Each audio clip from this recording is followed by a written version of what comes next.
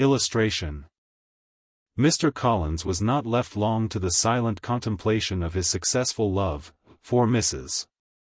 Bennet, having dawdled about in the vestibule to watch for the end of the conference, no sooner saw Elizabeth open the door and with quick step pass her towards the staircase, than she entered the breakfast-room, and congratulated both him and herself in warm terms on the happy prospect of their nearer connection.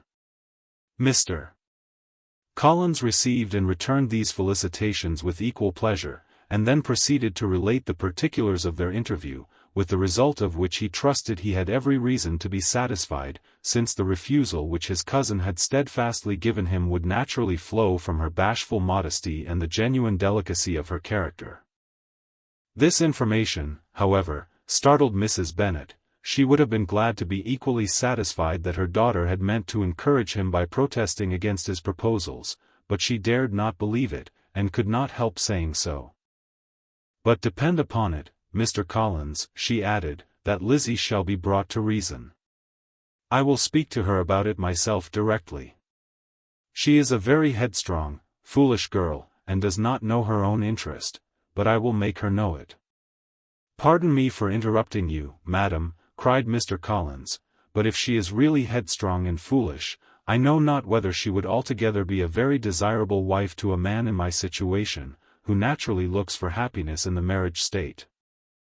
If, therefore, she actually persists in rejecting my suit, perhaps it were better not to force her into accepting me, because, if liable to such defects of temper, she could not contribute much to my felicity." "Sir, you quite misunderstand me," said Mrs. Bennet, alarmed. "Lizzie is only headstrong in such matters as these. In everything else she is as good-natured a girl as ever lived. I will go directly to Mr. Bennet, and we shall very soon settle it with her, I am sure." She would not give him time to reply, but hurrying instantly to her husband, called out, as she entered the library, "Oh, Mr. Bennet, you are wanted immediately, we are all in an uproar. You must come and make Lizzie marry Mr. Collins, for she vows she will not have him, and if you do not make haste he will change his mind and not have her." Mr. Bennet raised his eyes from his book as she entered, and fixed them on her face with a calm unconcern, which was not in the least altered by her communication. "I have not the pleasure of understanding you," said he, when she had finished her speech. "Of what are you talking?" "Of Mr. Collins and Lizzie. Lizzie declares she will not have Mr. Collins, and Mr. Collins begins to say that he will not have Lizzie. And what am I to do on the occasion? It seems a hopeless business. Speak to Lizzie about it yourself. Tell her that you insist upon her marrying him. Let her be called down. She shall hear my opinion." Mrs. Bennet rang the bell, and Miss Elizabeth was summoned to the library. "Come here, child," cried her father as she appeared. "I have sent for you on an affair of importance. I understand that Mr. Collins has made you an offer of marriage. Is it true?" Elizabeth replied that it was. "Very well, and this offer of marriage you have refused?" "I have, sir." "Very well. We now come to the point. Your mother insists upon your accepting it. Is it not so, Mrs. Bennet?" "Yes, or I will never see her again." "An unhappy alternative is before you, Elizabeth. From this day you must be a stranger to one of your parents. Your mother will never see you again if you do not marry Mr. Collins, and I will never see you again if you do." Elizabeth could not but smile at such a conclusion of such a beginning, but Mrs. Bennet, who had persuaded herself that her husband regarded the affair as she wished, was excessively disappointed. "What do you mean, Mr. Bennet, by talking in this way? You promised me to insist upon her marrying him." "My dear," replied her husband, "I have two small favors to request. First, that you will allow me the free use of my understanding on the present occasion, and, secondly, of my room. I shall be glad to have the library to myself as soon as may be." Not yet, however, in spite of her disappointment in her husband, did Mrs. Bennet give up the point.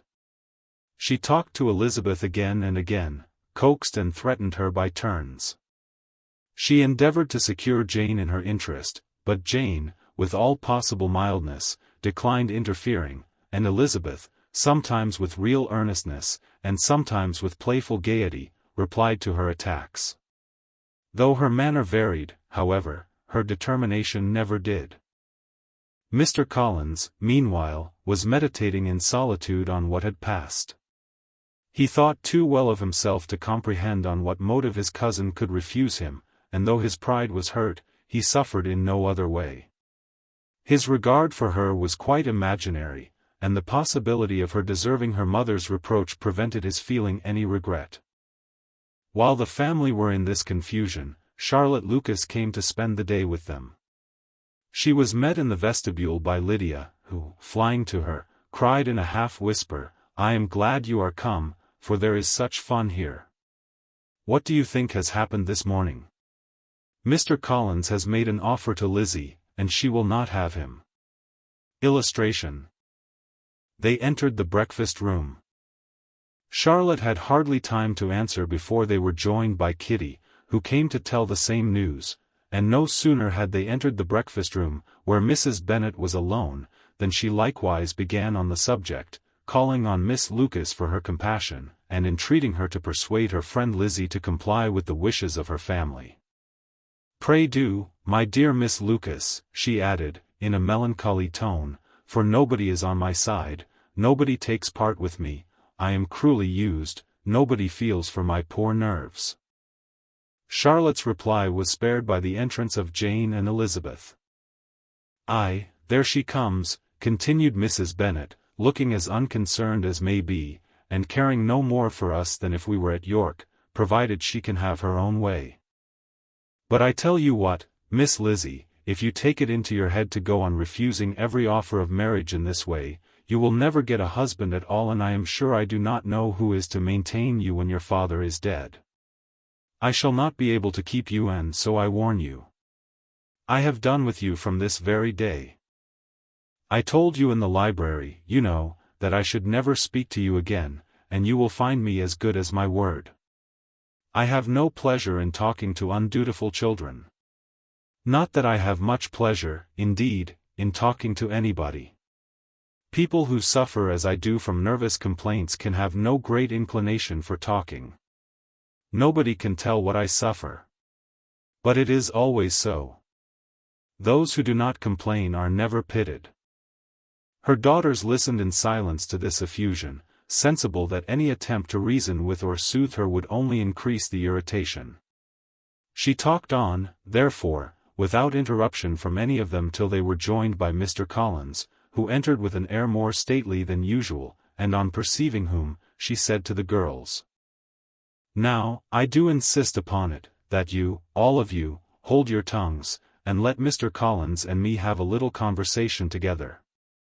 Elizabeth passed quietly out of the room, Jane and Kitty followed, but Lydia stood her ground, determined to hear all she could, and Charlotte, detained first by the civility of Mr. Collins, whose inquiries after herself and all her family were very minute, and then by a little curiosity, satisfied herself with walking to the window and pretending not to hear. In a doleful voice Mrs. Bennet thus began the projected conversation. "Oh, Mr. Collins." "My dear madam," replied he, "let us be for ever silent on this point. Far be it from me," he presently continued, in a voice that marked his displeasure, "to resent the behavior of your daughter. Resignation to inevitable evils is the duty of us all, the peculiar duty of a young man who has been so fortunate as I have been, in early preferment, and, I trust, I am resigned. Perhaps not the less so from feeling a doubt of my positive happiness had my fair cousin honored me with her hand, for I have often observed, that resignation is never so perfect as when the blessing denied begins to lose somewhat of its value in our estimation. You will not, I hope, consider me as showing any disrespect to your family, my dear madam, by thus withdrawing my pretensions to your daughter's favor, without having paid yourself and Mr. Bennet the compliment of requesting you to interpose your authority in my behalf. My conduct may, I fear, be objectionable in having accepted my dismission from your daughter's lips instead of your own, but we are all liable to error. I have certainly meant well through the whole affair. My object has been to secure an amiable companion for myself, with due consideration for the advantage of all your family, and if my manner has been at all reprehensible, I here beg leave to apologize.